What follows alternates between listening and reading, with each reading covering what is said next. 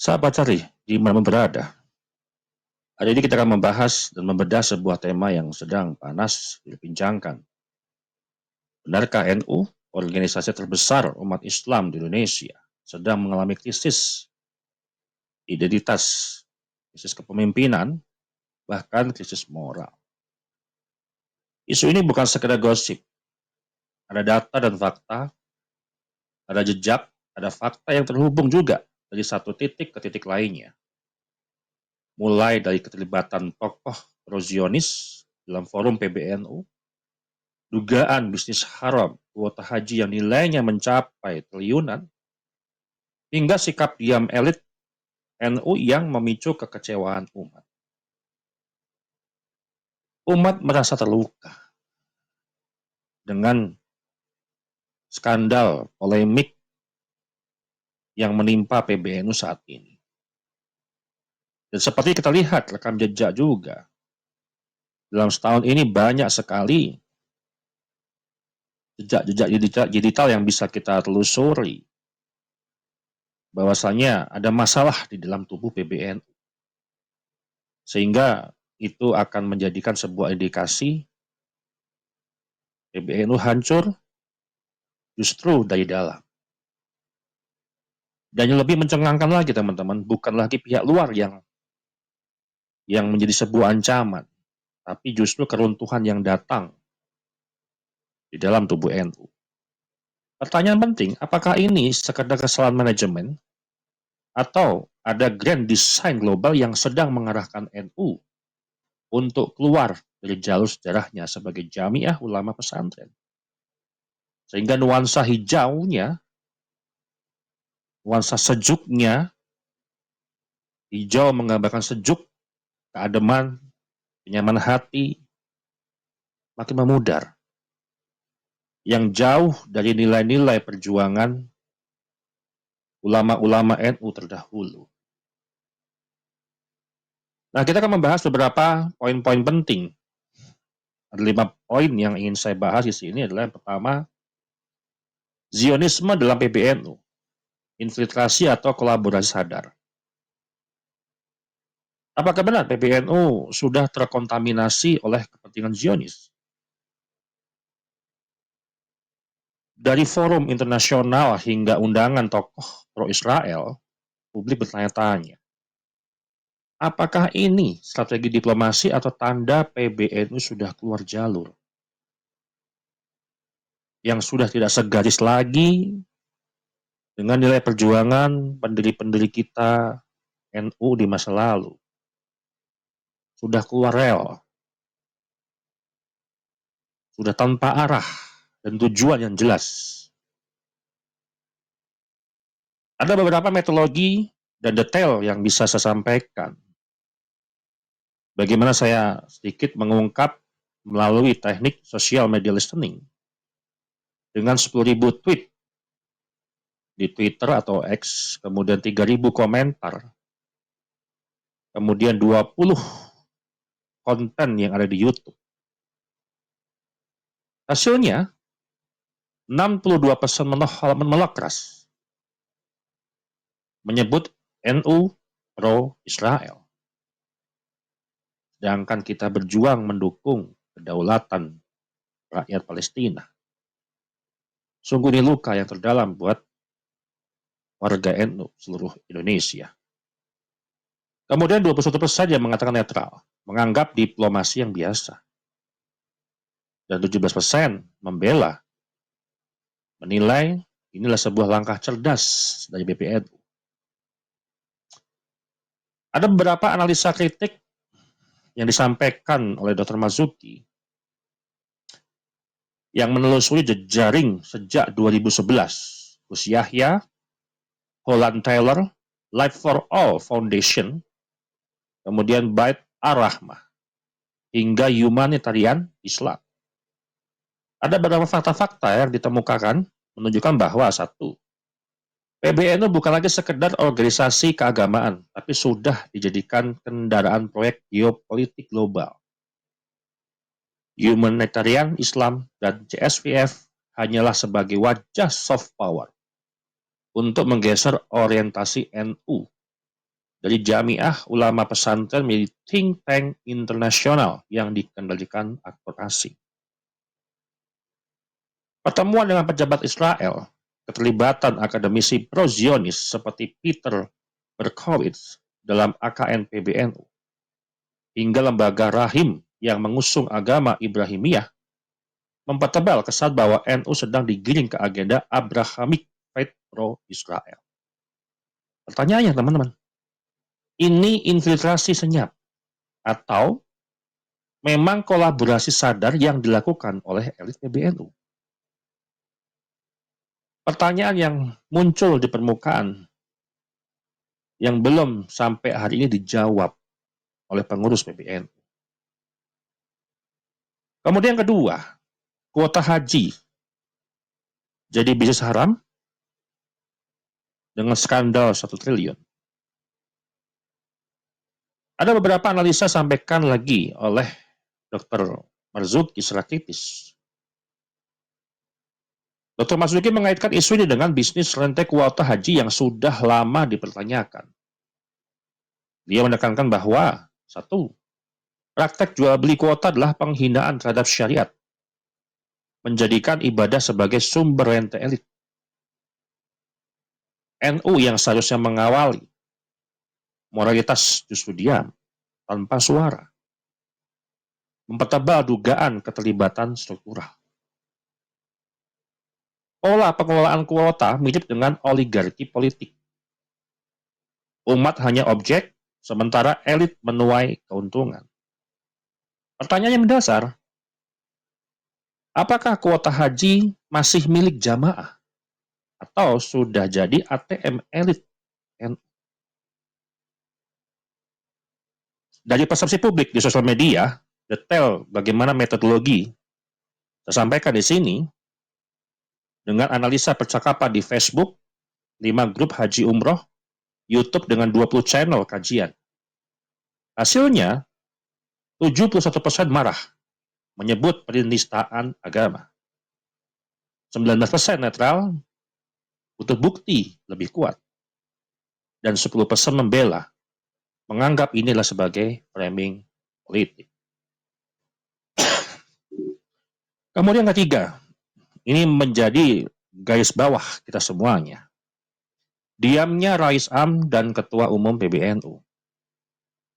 Di tengah kontroversi Zionisme dan haji, umat menunggu suara tegas dari Rais Am, Miftah, dan Ketua Umum PBNU Gus Yahya.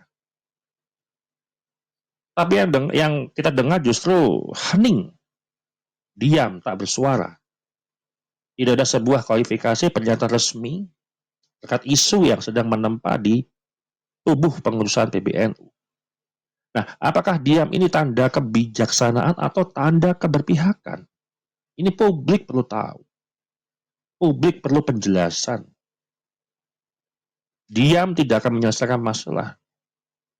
Diam tidak akan menjawab sebuah permasalahan.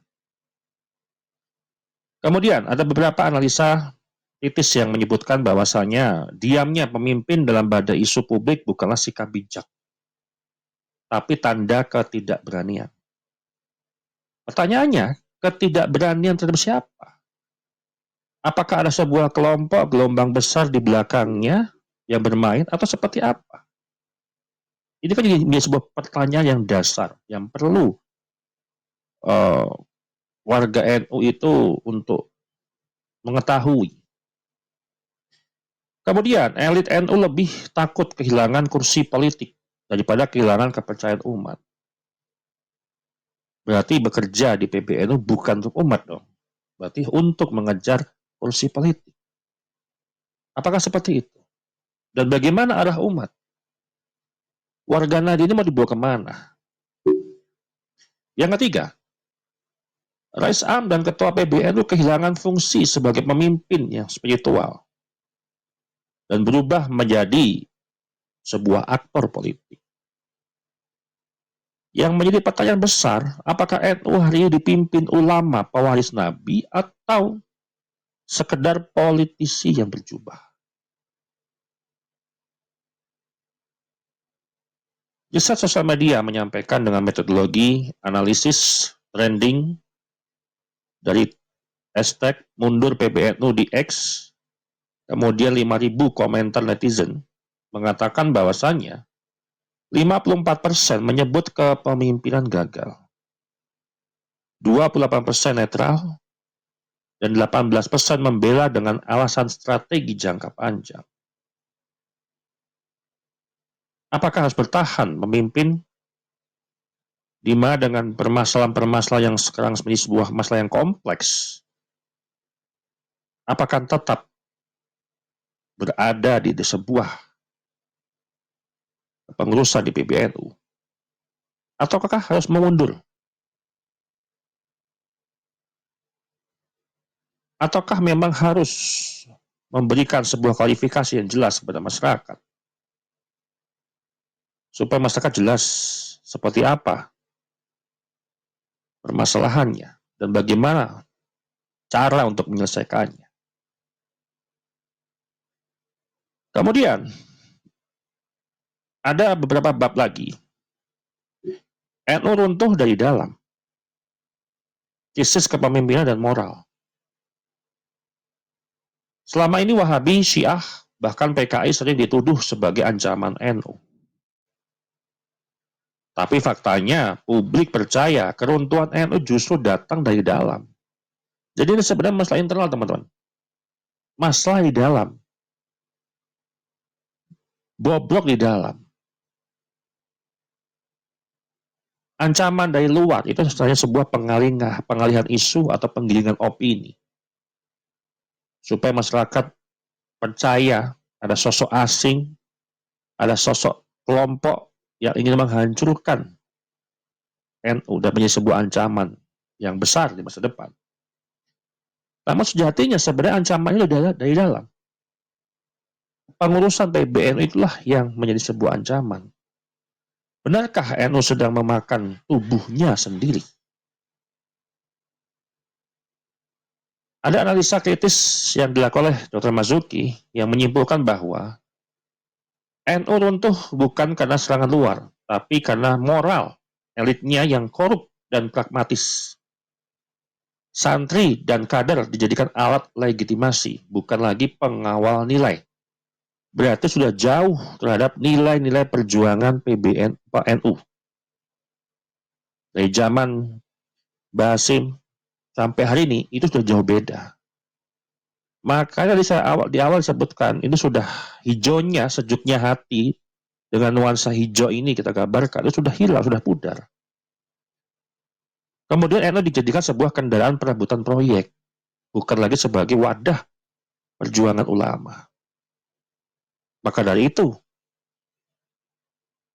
apa yang diperjuangkan di grassroots, akar rumput NU, contoh halnya seperti polemik nasab yang disampaikan ke Ima, tidak diperjuangkan. Nah, ini adalah sebuah suara dari akar rumput. Ya, yang harus didengar oleh pengurusnya. Anak terhadap bapak, anak terhadap orang tua, ngeluh, ada masalah. Ya betul orang tua yang harus menyelesaikannya. Namun diabaikan. Ini kan perjuangan sebenarnya. Perjuangan akar rumput NU di bawah. Malah tidak diperjuangkan. Sibuk dengan perebutan proyek. Bukan lagi perjuangan ulama. Pertanyaan yang mendasar dan tajam, teman-teman. Siapa sebenarnya musuh NU? Wahabi di luar atau elit yang menjual marwah dari dalam? Nah, beberapa analisa media sosial dengan metode analisis konten TikTok dan Instagram, 50 video dengan total 2 juta views. Hasilnya adalah 59% blame internal elit NU. Berasal masalah ini dari NU. Dari dalam, internal, elitnya. Kemudian 23% itu dari eksternal. Wahabi ataupun unsur politik. Kemudian 18% itu netral. Ini apa yang saya sampaikan? Ini adalah pembicaraan, streaming komentar dari seluruh platform media sosial. Yang kita ambil secara singkat, yang hanya trendingnya saja. Nah, kemudian terakhir teman-teman, Zionisme dan Grand Design Globalisasi. Zionisme, kuota haji, diamnya elit, semuanya terhubung ke dalam satu pertanyaan besar. Apakah NU masih ormas Islam? Atau sudah jadi alat proyek global? Ini pertanyaan kritis dan tajam yang mesti harus diklarifikasi. Bukan diam. Untuk apa kita angkat ketua PBNU, kita angkat Rois Am berdasarkan hasil muktamar? Ketika ada masalah ini diam, tidak bersuara, tidak klarifikasi, tidak menenangkan publik, tidak menenangkan warga NU yang mempertanyakan. Ada beberapa analisa kritis juga dari Dr. Masuki yang membaca ini sebagai satu rangkaian. Yang pertama, humanitarian Islam adalah wajah lunak dari proyek globalisasi nilai. Skandal haji dan diamnya elit menunjukkan NU bukan lagi penjaga umat, melainkan pion dalam permainan global. Sudah jauh arah tujuannya. Sudah tidak lagi kepentingan umat. Umat ditinggalkan. Beda dengan kepemimpinan PBNU sebelumnya yang justru merangkul elit bawah, merangkul akar rumput, merangkul yang ada di bawah. Tidak hanya elit saja. Gaulnya dengan akar rumput, bukan gaul dengan elit atau penguasa ataupun yang lainnya. Kemudian agenda Abrahamic Faith dari dan kolaborasi dengan Zionisme adalah puncak transformasi NU menjadi instrumen geopolitik. Pertanyaan akhir yang saya sampaikan, jika NU sudah kehilangan independensi, siapakah yang masih bisa menjaga umat? Siapa teman-teman? Dan dari beberapa analisa media sosial dengan metode analisis wacana di dalam forum YouTube dan podcast di 15 kanal dengan jumlah views-nya lebih dari 2 juta, hasilnya 65% yakin NU terseret terhadap proyek global. 25% netral dan 10% membela, menganggap ini adalah sebuah diplomasi yang strategis. Jadi umat hanya diberikan sebuah klarifikasi dengan retorika, narasi yang menganggap ini sebagai diplomasi strategis. Demikian dari saya. Kita ketemu lagi di episode berikutnya. Terima kasih.